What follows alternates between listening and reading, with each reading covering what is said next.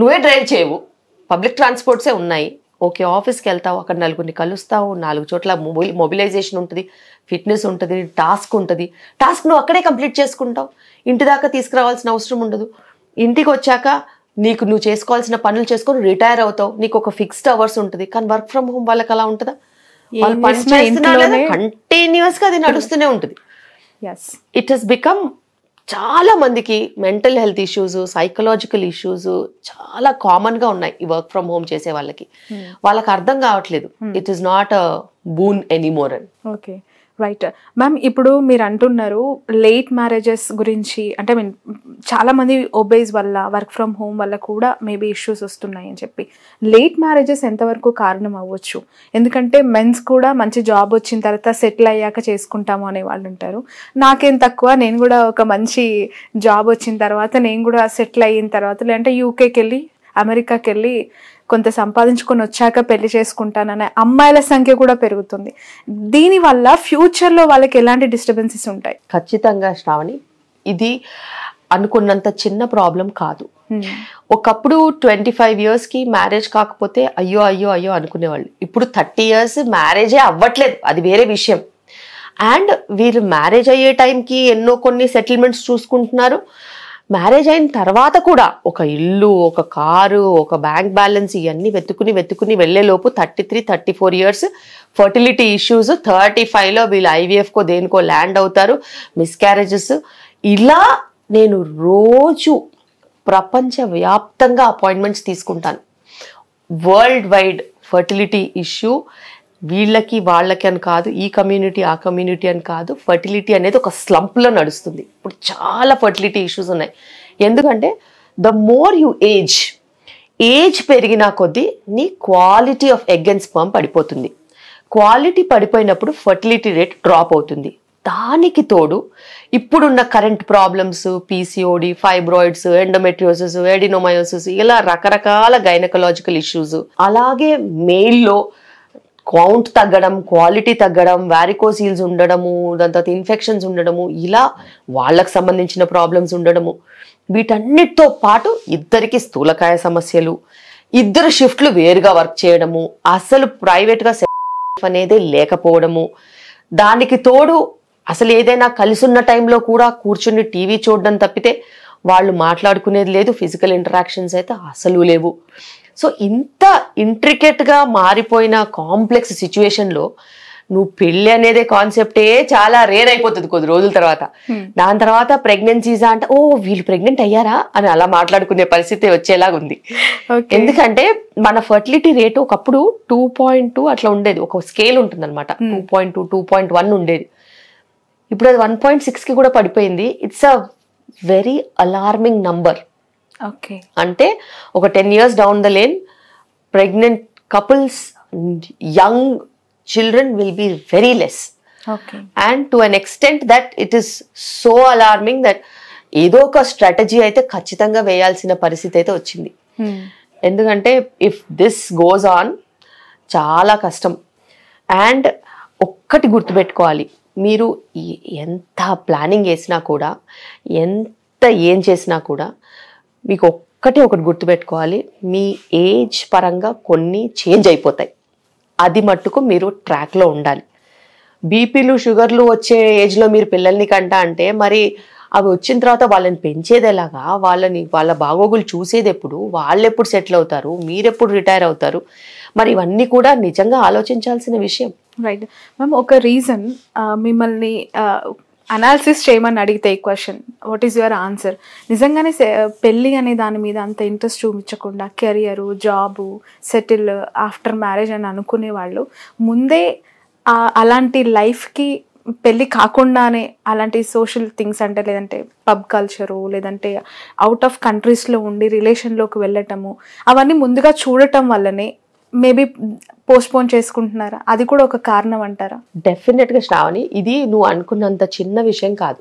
ఇప్పుడు బేసిక్గా ఏంటంటే నాకు తెలిసిన దాంట్లో యంగ్ పాపులేషన్కి కొన్ని విషయాలు ఎడిక్ట్ చేశారు. Okay, they have got them addicted to certain cultures, whether it is alcohol, whether it is smoking, whether it is pub culture, whether it is movies, whether it is eating out, or whether it is enjoying for a holiday, or whether it is going for a holiday in a group, spending with friends. ఇట్లా ఎన్నో ఉండొచ్చు. ఇవన్నీ కూడా ఒక addiction లాగా చేశారు.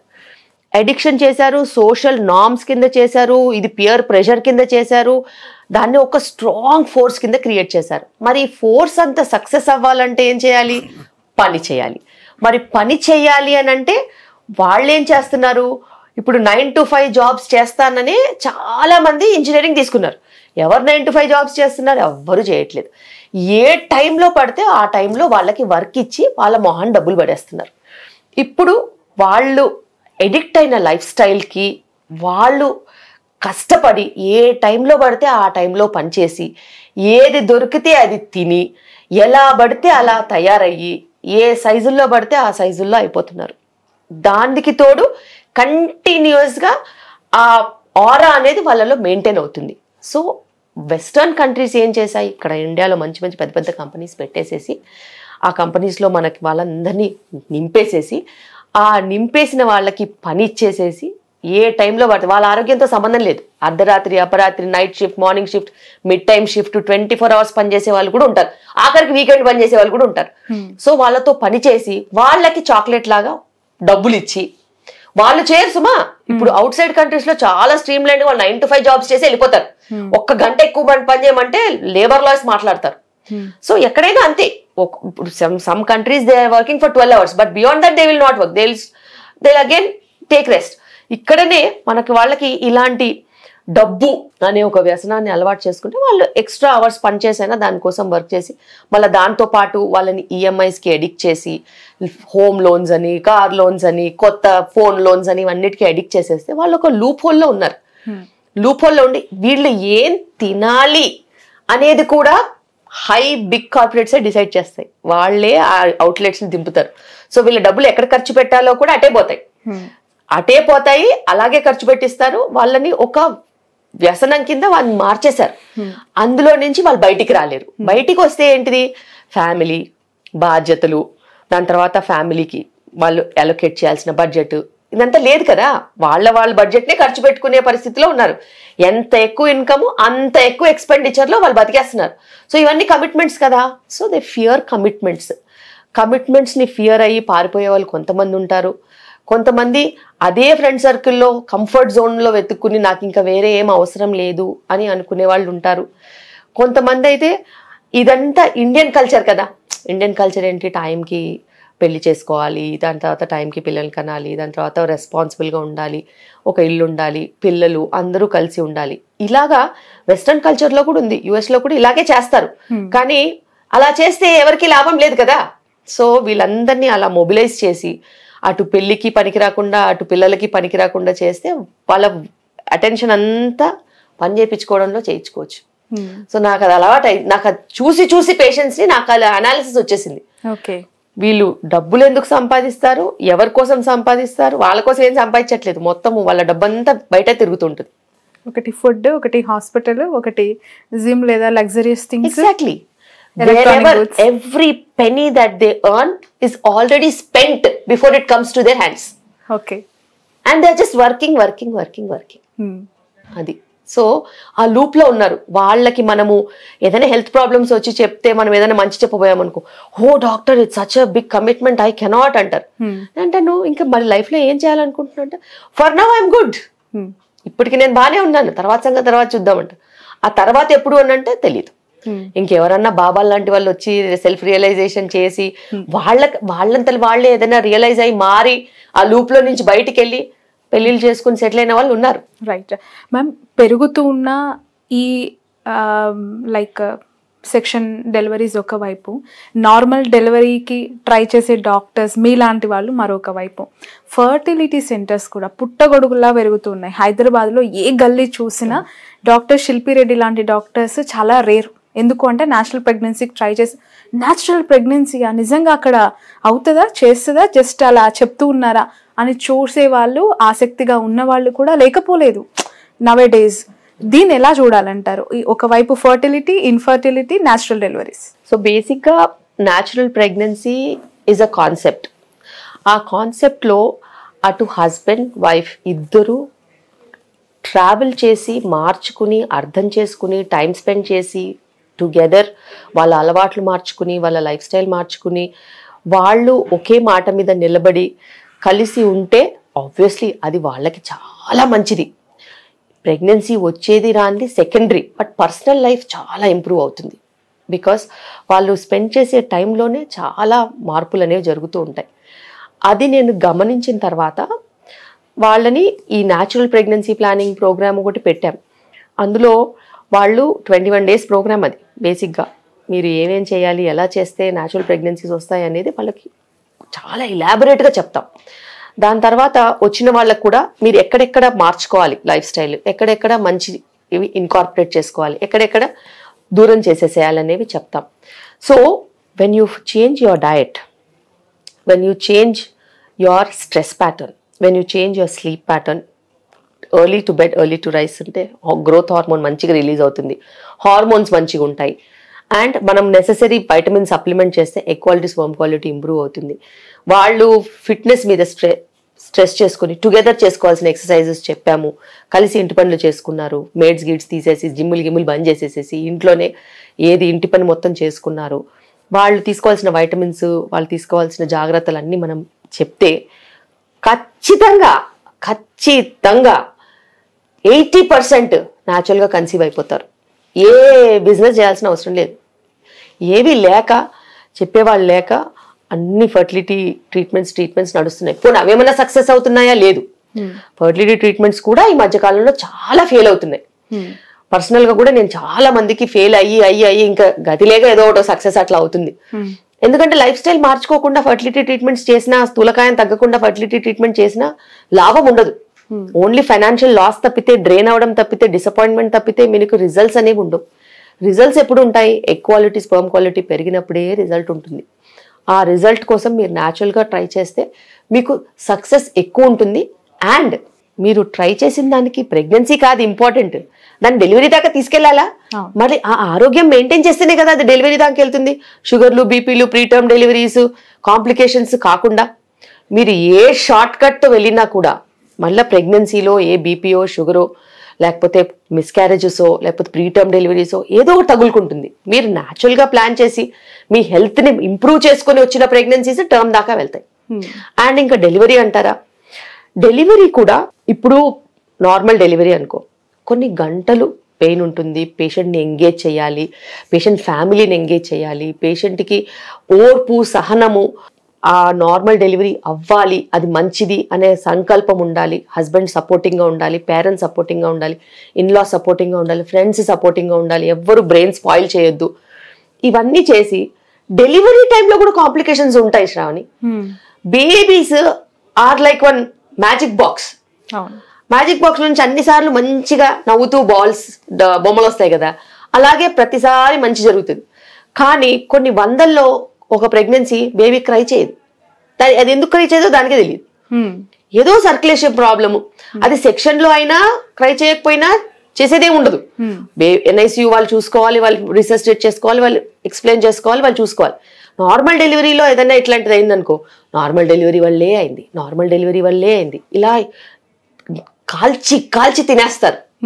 So ఇవన్నీ headaches ఎందుకు? వాళ్ళు అడుగుతారు సెక్షన్, మనం చేసేద్దాం, వాళ్ళు అడుగుతారు సెక్షన్, మనం చేసేద్దాం. సో ఇలా మెల్లిగా వ్యవస్థ అనేది మారింది. అండ్ మీరు అన్నారు నార్మల్ డెలివరీ అయింది కాబట్టి ఇట్లా ఉంది బేబీ సిచ్యువేషన్, అదే సెక్షన్ అయ్యి ఉంటే ఈజీగా అయిపోయేది. అలాంటి సందర్భంలో మీరు ఏం చేస్తారు? చాలా ప్రెషర్ ఉంటుంది. సంవత్సరానికి 1-2 కేసెస్ అవుతాయి అట్లాగా. అవుట్ ఆఫ్ మొత్తం మనం కొన్ని వేలల్లో డెలివరీ చేస్తే 2 డెలివరీస్ అట్లా అవుతాయి. కానీ ఆ డెలివరీస్ ఎంత ప్రెషర్ తీసుకొస్తాయో మాకు తెలుసు. ఎందుకంటే దాని రీజన్ కనుక్కోవడానికి చాలా టైం పడుతుంది. ఓకే, ఆ లోపు వాళ్ళ ఓపిక లేక వాళ్ళు చేసే అరాచకం మామూలుగా ఉండదు. కానీ అవన్నిటి మీద మనము నిలబడాలి. ఎందుకంటే అనాదిగా జరిగే నార్మల్ డెలివరీస్ అంతరించిపోవద్దు. ఏదో కొత్త తరహాగా వచ్చిందనేసేసి ఆ జిప్ మెథడో, ఈ మెథడో, ఆ మెథడో చాలా చెప్తారు కహానీలు. ఏం లేదు, సిజేరియన్ నార్మల్ ఇస్ నార్మల్, దీని పేర్లు మారవు. ఎప్పటికైనా నార్మల్ డెలివరీ పేరు మారదు, ఎందుకంటే అది నార్మల్ కాబట్టి. అది కాని పక్షంలోనే సిజేరియన్ చేయాలి తప్పితే నార్మల్ డెలివరీకి ఆల్టర్నేటివ్ సిజేరియన్ కాదు. సిజేరియన్ సేఫ్ ఎట్టి పరిస్థితిలో కాదు. మదర్ కూడా బ్లడ్ లాస్ ఉండొచ్చు, బేబీ కూడా క్రై రాకపోతుండొచ్చు, బేబీ కూడా రెస్పిరేటరీ అరెస్ట్ రావచ్చు, బేబీ కూడా సడన్ గా డెలివరీ చేస్తాం కాబట్టి కాంప్లికేషన్స్ ఎక్కువ ఉంటాయి. కానీ వాళ్ళు ఎంచుకున్న ప్రొసీజర్ కాబట్టి వాళ్ళు న్యూసెన్స్ చేయరు. అర్థమైందా? వాళ్ళు ప్రెషర్ చేసి ఏ ముహూర్తానికో చేయించుకుంటారు కదా, అలాంటి ప్రొసీజర్ వాళ్ళే అడుగుతారు కదా, మా అమ్మాయికి నొప్పి ఉండొద్దు అనేసి వాళ్ళు చేయించుకుంటారు కదా, వాళ్ళు న్యూసెన్స్ చేయరు. Because it's their choice. Doctor he's not advised, it is their choice కాబట్టి వాళ్ళు ఏం చేయరు. కానీ డాక్టర్ చాయిస్ కింద వాళ్ళు ఎంచుకున్నా కూడా ఏదైనా చిన్న యాక్సిడెంట్స్ లాంటివి జరిగితే అస్సలు చాలా చాలా చాలా బ్యాడ్గా ఉంటుంది. బట్ మీరు న్యాచురల్ డెలివరీ ట్రై చేస్తున్నారు మ్యామ్. సపోజ్ చాలా మంది పేషెంట్స్, మా అమ్మాయి అంత నొప్పులు పడలేదండి, మా వైఫ్కి అంత పెయిన్ బేరింగ్ వద్దు, అవసరం లేదు, సెక్షన్ చేసేసేయండి అని చాలా మంది మీకు చెప్పుంటారు ఆబ్వియస్లీ. బట్ ఈ టైంకే చెయ్యండి ఖచ్చితంగా, ఈ ముహూర్తంకే కావాలి అని అన్నప్పుడు వాట్ ఈస్ యువర్ రియాక్షన్? అలా వచ్చిన పేషెంట్స్ని ఎలా ట్రీట్ చేస్తారు? వాళ్ళ టైంకే చేసేస్తారా మీరు? బేసిక్గా నా వరకు వచ్చే పేషెంట్స్ అందరూ నార్మల్ డెలివరీ కావాలని వచ్చేవాళ్ళే. డే టు టైం పెట్టే బ్యాచ్ కి వేరే డాక్టర్స్ చాలా మంది ఉన్నారు. సో బేసిక్ గా అలాంటి వాళ్ళు నా దగ్గరికి రారు. వచ్చినా కూడా ఇప్పుడు డెలివరీస్ అవుతున్నాయి. డెలివరీస్ అవుతున్నప్పుడు బహుశా ఫర్ ఎగ్జాంపుల్ ఎల్లుండి అమావాస్య ఉంది, మాకు వద్దమ్మా ఇప్పుడు ఏమన్నా డెలివరీ అవుతుందా ఒకసారి చెక్ చేయండి, ఎల్లుండి మళ్ళీ పిల్లకి నొప్పులు వస్తే మాకు వద్దు అమావాస్య రోజు. ఎవరో వాళ్ళ బ్రెయిన్ స్పాయిల్ చేసే వాళ్ళు కూడా ఉంటారు కదా. మనం ఒకవేళ ఇంటర్నల్ ఎగ్జామినేషన్ చేసి డెలివరీ అయ్యేలాగా అనిపిస్తే ముందు రోజే చేసేస్తాం, అది మా చేతిలో పని. డెలివరీ అయ్యేలా లేకపోతే మీరు ఏం కంగారు పడద్దు, ఆ రోజు ఏం డెలివరీ అవ్వదు, నొప్పులు వచ్చినప్పుడు చూసుకుందాంటే వెళ్ళండి అని చెప్తాం. అలా చిన్న చిన్నవి మాకు కూడా తగులుతాయి, కానీ మనం మార్చుకుంటాం, చేర్చుకుంటాం. అండ్ ఎవరికైతే మంచి ఫైండింగ్స్ ఉంటాయి, మనం చెప్పిన లైఫ్ స్టైల్ ఫ్యాక్టర్స్ అన్ని ఫాలో చేసి, యోగా చేసి, ఎక్సర్సైజ్ చేసి, మంచి వైటమిన్స్ తీసుకుని 38-39 వీక్స్కి వెళ్ళిపోయిన వాళ్ళు, బేబీ వెయిట్ మంచిగా ఉంది, హెడ్ లోపట ఉంది, అంతా బాగుందంటే వాళ్ళకి నిజంగానే మనం ఎప్పుడంటే అప్పుడు నిజంగా డెలివర్ చేయొచ్చు. వాళ్ళు ఒక డే అడిగినా కూడా తప్పులేదు, ఇట్స్ ఓకే. వాళ్ళు ఇన్ని చేసినప్పుడు, వాళ్ళకి అంత మంచి ఫిట్నెస్ ఉన్నప్పుడు మనం వాళ్ళు అడిగిన డే రోజు చేస్తే తప్పులేదు. మరీ టైంలో చేయలేమేమో, కానీ మార్నింగ్లో చేసేస్తే చాలని చెప్పారనుకో, ముందు రోజు అడ్మిట్ చేసుకొని మేము చేసుకుంటాం. ఇది నేను నేర్చుకున్న ఆబ్స్టెట్రిక్స్. బికాస్ వాళ్ళు నార్మల్ డెలివరీ చేయించుకోవాలనుకున్నప్పుడు నాకు కుదిరితే నేను చేస్తాను, కుదరకపోతే కుదరదని చెప్పేస్తాను. ఇది కుదరదమ్మా, ఇది ఇలా అయ్యేది కాదు, ఇంకా టైం ఉంది, తర్వాత చేద్దాం, మీరు ఇంకో రోజు తర్వాత చూసుకుండండి అని చెప్పి పంపిస్తాను. సో మూర్ఖులను కూడా డీల్ చేసే నిజంగా కెపాసిటీ ఉండాలి. వాళ్ళు వింటారు. వాళ్ళకి మనం చెప్పామనుకో ఇది కరెక్టే కాదు, ఇది ఇలా చెయ్యొద్దు, మీరు ఇలాగే చెయ్యాలి, అలాగే చేయాలంటే వాళ్ళు వినరు. ప్రపంచాన్ని మనం మార్చలేము. సో వాళ్ళకు కూడా చెప్పాలి, మీరు పలానా అనుకుంటున్నారు కదా, ఇది కొంచెం కష్టంగా ఉంది, ఇప్పుడు ఒక 4 రోజుల తర్వాత చూడండి, ఒకసారి మాట్లాడండి, కనుక్కోండి, మన డెలివరీ కదా, పిల్లని ఎందుకు రిస్క్లో పెట్టడం, బేబీని ఎందుకు రిస్క్లో పెట్టడం అని అంటే వాళ్ళకి సరిగ్గా చెప్తే వింటారు. ఆర్గ్యూ చేయొద్దు, అడుక్కోవాలన్నట్టు అలాగా. సో న్యాచురల్ డెలివరీ చేస్తారు, సడన్ గా మీరు అనుకున్న టైంకి ముందు రోజు కాకుండా నెక్స్ట్ డే పెయిన్స్, ఆ ముహూర్తానికి అమావాస్య వచ్చింది అనుకోండి, ఏమైనా రిస్క్ ఉంటుందమ్మా, అమావాస్య రోజు అయ్యింది ఏంటి అని పేషెంట్స్ నుంచి ఈ కాలంలో కూడా ఇంకా అట్లాంటి?